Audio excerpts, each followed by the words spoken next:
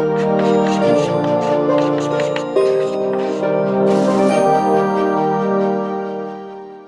Friends, आज हम लोग बात करेंगे जो भी हमारा पाठ्यक्रम है, क्योंकि इस साल सारे लोगों को पता है कोविड-19 की वजह से बहुत सारी चीज़ें ऐसी हैं जो हमें करने में काफ़ी तकलीफ हुई है। बहुत सारे बच्चे स्कूल्स नहीं जा पाए, अभी भी बहुत स्कूल्स बंद हैं और डेट्स आ रही हैं कुछ-कुछ जगह जाने की, लेकिन उसके बाद भी पाठ्यक्रम पूरा नहीं हो सकता।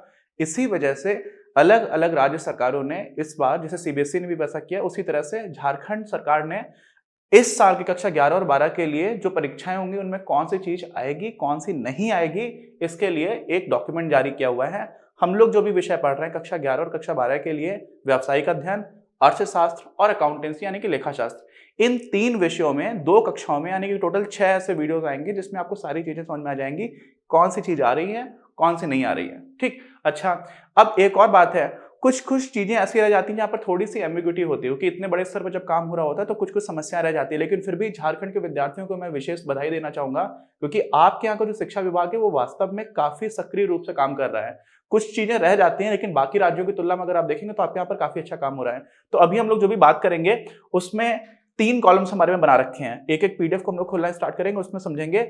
वहाँ पर हम लोगों ने उसको एक विशेष तरह से बताने की कोशिश की है। मैं एक उदाहरण से आपको समझाता हूँ। जैसे ये हमारा कक्षा 11 में जो व्यावसायिक अध्ययन है उसके बारे में क्या किस तरह से बताया गया है, तो सबसे पहले इधर लिखा हुआ है पाठ का नाम।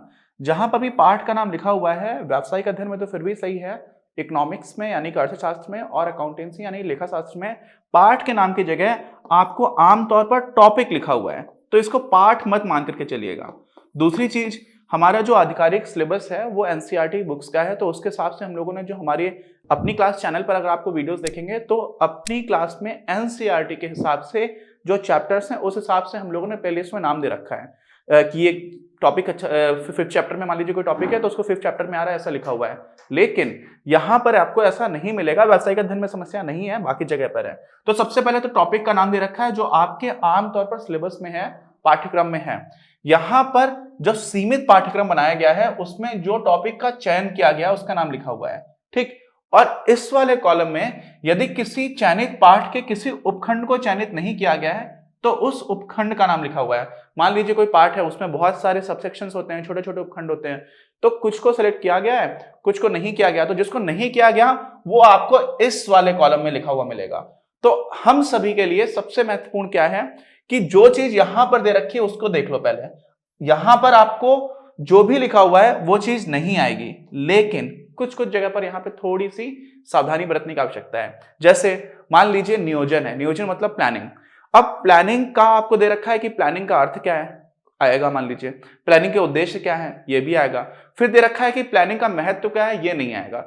तो अगर आप अर्थ और उद्देश्य पढ़ लेंगे तो महत्व भी आपको पता चल ही जाएगा। ठीक है, तो कई जगह पर आपको ऐसा भी देखने को मिलेगा। इसीलिए यहां पर जो सबसे अंतिम आपका ये वाला कॉलम है, लास्ट कॉलम है, इसमें जिसको हम लोगों ने नीले रंग से कर दिया है ना, नीले रंग से जो लिखा हुआ है टेक्स्ट, वो वाला ऐसे टॉपिक्स है जिसको आप पूरी तरह से छोड़ सकते हैं। बाकी कुछ को मैंने ब्लैक में बने रहने दिया, उनको आप नहीं पढ़ोगे तो चलेगा, लेकिन वो टॉपिक्स अपने आप ही कवर हो जाएंगे, क्योंकि आप अगर इन वाले टॉपिक्स को तो पढ़ना ही है। ये तो वो टॉपिक्स हैं जो आपके आएंगे, ऐसे उपखंड हैं। और यहाँ पर चैप्टर का नाम मान लिया आपको दे रखा होगा, लेकिन चैप्टर की जगह एक्चुअली यहाँ पर टॉपिक्स के नाम लिखे हुए हैं। यहाँ पर वो टॉपिक्स हैं जो आएंगे आएंगे, यहाँ पर वो टॉपिक्स जो नहीं आएंगे। तो हमें करना क्या है, जो टॉपिक्स नहीं आएंगे उनको देखना है। उसमें भी जो नीले रंग वाले टॉपिक्स हैं, इसका मतलब वो बिल्कुल आप छोड़ सकते हो। उसको छोड़ करके ये टॉपिक्स आप देखो तो भी अच्छी बात है, नहीं देखो तो भी कोई समस्या की बात नहीं है। क्यों? क्योंकि उस टॉपिक को छोड़ करके जो भी टॉपिक्स आप कवर कर लो। समझ रहे भाई? आपको बोला गया ये है, इसमें से ये नहीं आएगा, बाकी आपको सब पता है, तो ये सब तो आ जाएगा ना। फिर तो आप इस तरह से काम कर सकते हो, और इसमें क्या हो जाएगा, रिस्क नहीं रहेगा। जो नहीं आएगा वो आपने हटा दिया, बाकी चीजों को आपने पढ़ लिया। साथ ही में सारे लोगों के लिए ये जो पीडीएफ हम लोग बना रहे हैं, जिसके ऊपर मैं आपको ये वीडियो बना करके दे रहा हूं, हर सब्जेक्ट का जो भी जिसका भी वीडियो होगा उसका पीडीएफ आपको इसी वीडियो के डिस्क्रिप्शन बॉक्स में मिल जाएगा। आप लिंक पे जाकर क्लिक करेंगे तो आपको पूरी तरह से स्पष्टता मिल जाएगी। तो चलिए हम लोग अब एक एक विषय का स्टार्ट करेंगे, सारे विषयों का। तो अभी इसी तरह से सारे विषय जो भी हैं उनमें एक एक करके हम लोग सारा क्या चीज आ रही है, क्या चीज नहीं आ रही है, उसको देख लेते हैं। कक्षा 12 के इकोनॉमिक्स के जो बोर्ड के विद्यार्थी हैं उनको पता ही है कि 2 किताबें हमारी, एक माइक्रो इकोनॉमिक्स की यानी कि व्यष्टि अर्थशास्त्र और दूसरी समष्टि अर्थशास्त्र की। तो इसमें हम लोग क्या करेंगे, वही है जो देखिए, जो भी पाठ का नाम है यहाँ पर भी आप टॉपिक की तरह समझ के चलिए, ये जो टॉपिक दे रखा है इसमें से जो चीज आएगी उसको यहाँ पर लिखा हुआ है, तो पूरा पूरा चैप्टर यहाँ पर दे रखा है कि आ जाएगा। कोई सेक्शन अगर नहीं आएगा तो यहाँ पर लिखा होगा, तो जो यहाँ पर लिखा है उसको छोड़ करके बाकी सब आएगा, आप ऐसे मान करके चलिए, ठीक है। अच्छा, तो देखिए क्या है, movement along the demand curve and shift in the demand curve. हम लोगों ने बहुत अच्छे से पढ़ा हुआ था कि कोई मांग वक्र है, उसकी दिशा में गति और वो पूरा का पूरा शिफ्ट हो जाता था, ये चीज नहीं आएगी। इसी तरह से सप्लाई कर्व में भी यही चीज नहीं आती है, तो बहुत आसान है, ठीक है। Movement along the supply curve यानी कि पूर्ति वक्र, इसको आपूर्ति वक्र भी बोलते हैं, वो नहीं आएगा। तो पूर्ति वक्र की दिशा में गति एवं पूर्ति वक्र का शिफ्ट होना ये नहीं आता है। साथ में प्राइस इलास्टिसिटी ऑफ डिमांड थी, मांग की कीमत लोच, वो आएगा, लेकिन पूर्ति की कीमत लोच नहीं आएगा। तो पूर्ति की कीमत लोच को हम लोग क्या बोलते हैं, measuring the price elasticity of supply. तो पूर्ति वाला एंगल से नहीं आएगा, पूर्ति की कीमत लोच का मापन प्रतिशत एवं ज्यामितीय विधि, ये चीज नहीं आ रही है, ठीक। अच्छा, फिर लास्ट में हम लोग क्या पढ़ रहे थे, बाजार में किस तरह से बाजार संतुलन क्या होता है। तो उसमें सबसे पहले हम लोगों ने पढ़ा हुआ था परफेक्ट कंपटीशन, ठीक है, पूर्ण प्रतिस्पर्धी बाजार, वो आएगा। लेकिन क्या नहीं आएगा, फिर लास्ट में हम लोगों ने पढ़ा था मोनोपोली, मोनोपोली भी आएगा, लेकिन मोनोपोलिस्टिक कंपटीशन नहीं आएगा। तो जो एकाधिकारात्मक होता है ना, जिसको हम लोग मोनोपोलिस्टिक कंपटीशन को क्या बोलते हैं हिंदी में, एकाधिकारात्मक प्रतियोगिता का अर्थ और विशेषता, ये नहीं आएगा। तो तीन चीजों में परफेक्ट कंपटीशन आएगा, मोनोपोली, एकाधिकार आएगा, लेकिन मोनोपोलिस्टिक कंपटीशन, एकाधिकारात्मक प्रतियोगिता, ये नहीं आएगा। तो दो आएंगे, एक नहीं आएगा, इसको छोड़ करके आप चल सकते हैं। फिर मांग और पूर्ति की हम लोग एक साथ साइमल्टेनियस शिफ्ट कराते थे, एक साथ, ठीक है। तो उसकी वजह से कैसे प्राइस कम हो रहा है, क्वांटिटी क्या आ रही है, बाजार जो संतुलित क्वांटिटी है और संतुलन प्राइस है, क्या हम लोग बोलते थे उसको, equilibrium price and equilibrium quantity, वो कैसे कैसे परिवर्तित होगी, ये चीज नहीं आएगी, इसको छोड़ करके बाकी सब कुछ आएगा, ठीक। अच्छा, अब हम लोग चलते हैं अपनी दूसरी बुक की तरफ, जिसका नाम क्या है, समष्टि अर्थशास्त्र, मैक्रो इकोनॉमिक्स। इसमें पहला आपका जो इंट्रोडक्टरी चैप्टर था उसके बारे में कुछ लिखा हुआ नहीं है, वैसे वो इंट्रोडक्टरी चैप्टर है, उसको आप पढ़ेंगे तो आपकी अंडरस्टैंडिंग बनेगी, तो उसको आप पढ़ करके जाइए, क्योंकि वो नहीं आएगा ऐसा नहीं लिखा हुआ है, कुछ उसको दे नहीं रखा है।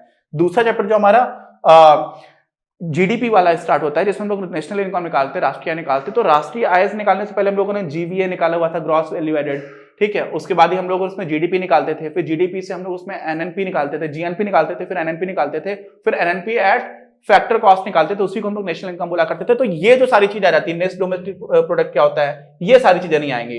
तो आपको इसमें बेसिक पूरा समझ में आ जाएगा, उसके बाद से ज्यादा मेहनत नहीं करनी होती है सारी चीज समझने में। ऐसे देखने में आपको लग सकता है कि बहुत कुछ नहीं आ रहा है, क्या क्या नहीं आ रहा है, नेट डोमेस्टिक प्रोडक्ट नहीं आ रहा है, एनडीपी बोल देते हैं, एनएनपी बोल देते हैं, net national product at market price and factor cost, दोनों ही पर नहीं आएगा। नेट नेशनल डिस्पोजेबल इनकम है, वो नहीं आएगी। प्राइवेट इनकम क्या है, पर्सनल इनकम क्या है, पर्सनल डिस्पोजेबल इनकम क्या है, ये सारी चीजें नहीं आएंगी। Calculating the national income expenditure method, तीन मेथड हुआ करते थे, इनकम मेथड से आएगा, आ सकता है, मतलब एक्सपेंडिचर मेथड से नहीं आएगा, और दूसरा प्रोडक्ट मेथड उससे आ सकता है। तो प्रोडक्ट को हम लोगों ने पहले वो पढ़ा हुआ था, दूसरे नंबर पे एक्सपेंडिचर को पढ़ा हुआ था, तीसरे पे इनकम को पढ़ा हुआ था। तो एक्सपेंडिचर मेथड नहीं आएगा, ठीक है। ये वही सारी चीजें हिंदी में लिखी हुई हैं। अब आपका अगला जो टॉपिक आता है मनी एंड बैंकिंग का, मुद्रा और बैंकिंग। इसमें क्या है, जो रिसेंट रिफॉर्म्स हुए हैं भारतीय बैंकिंग सेक्टर में, वो नहीं आएंगे। भारतीय बैंकिंग क्षेत्र में हाल के सुधार और मुद्दे, निजीकरण और आधुनिकीकरण, ठीक है, प्राइवेटाइजेशन एंड मॉडर्नाइजेशन, ये नहीं आएगा, ठीक। बाकी सब कुछ आएगा, आप ये समझ लीजिए। फिर आपको क्या हुआ, determination of income and employment. इसके अंतर्गत क्या क्या आएगा, जो एग्रीगेट सप्लाई की बात होती है कि कुल मिलाकर के सकल आपूर्ति कितनी है, वो सारी चीजें नहीं आएंगी। तो इसी को हिंदी में हम लोग एक एक टर्म को देख लेंगे। सकल आपूर्ति और इसके घटक, स्वैच्छिक बेरोजगारी और पूर्ण रोजगार का अर्थ, द्विक्षेत्रीय मॉडल में आय और रोजगार का निर्धारण, और बहुल और अपर्याप्त मांग की समस्याएं, ये नहीं आएगा, ठीक। अच्छा, आगे बढ़ते हैं। बहुल और अपर्याप्त मांग के निराकरण के उपाय जो है सरकार की तरफ से किए गए थे, सरकारी व्यय में साख की उपलब्धता और परिवर्तन। साख की उपलब्धता का मतलब क्या होता है, क्रेडिट की अवेलेबिलिटी, वो नहीं आएगा। अच्छा, फिर ये तो मुद्रा और बैंकिंग में हो गया। फिर अगला जो अपना आता है government budget and the economy. पूरे हम सरकार का बजट और अर्थव्यवस्था की अगर बात करेंगे तो इसमें ये चीजें नहीं आ रही हैं। क्या क्या नहीं आ रही हैं, बहुत सारी तरह के अलग अलग डेफिसिट देखे थे हम लोगों ने, revenue deficit, fiscal deficit, primary deficit, इनका क्या क्या अर्थ रहता है, इनका क्या इंप्लीकेशन है, ये नहीं आएगा। Measures of government deficit, removing the role of government, ये भी नहीं आएगा। इन्हीं को हिंदी में देख लेंगे तो क्या होता है, राजस्व घाटा, राजकोषीय घाटा और प्राथमिक घाटा, इनका अर्थ और निहितार्थ। निहितार्थ का मतलब क्या होता है, इंप्लीकेशंस, ये नहीं आएंगे। विभिन्न प्रकार के घाटों की गणना, सरकार की भूमिका को हटाना, सरकार की भूमिका को अगर हटा दिया जाए तो उसका क्या मतलब होता है, उससे क्या इंप्लीकेशंस होते हैं, ये भी आपको नहीं पढ़ना है। तो जो आपको बजट वाला चैप्टर उससे काफी कम चीजें आ रही हैं, ठीक है, ये समझ लो कुल मिला करके। नेशनल इनकम वाले में लगभग सब कुछ आ रहा है, वो बहुत सारे टॉपिक्स आपको देखने में लग रहे हैं कि नहीं आ रहे, लेकिन वो बहुत छोटी चीज है। उसके पहले जीडीपी से कैलकुलेट करने से पहले जो सर्कुलर फ्लो ऑफ इनकम, वो सारी चीजें आपको समझ में नहीं आएंगे, तो आप जीडीपी तक पहुंच नहीं पाओगे, ठीक। अच्छा, अब यहाँ पर क्या होता है, लास्ट में आपको फॉरेन एक्सचेंज और डिटर्मिनेशन की बात आती है, बैलेंस ऑफ पेमेंट्स, यही हमारी क्राइसिस 1991 में।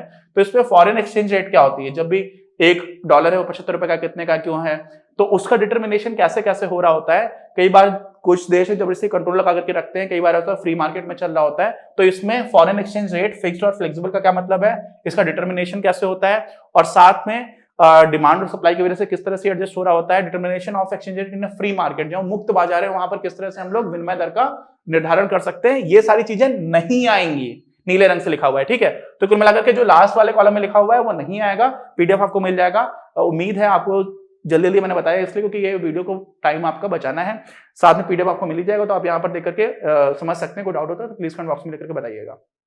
इस वीडियो के प्रायोजक हैं आप, और अगर आप ऐसे ही और वीडियोस बनाने में हमारी मदद करना चाहते हैं तो पैट्रियन पर जाकर या फिर स्क्रीन पर दिए गए QR कोड को स्कैन कर अपना योगदान जरूर दें।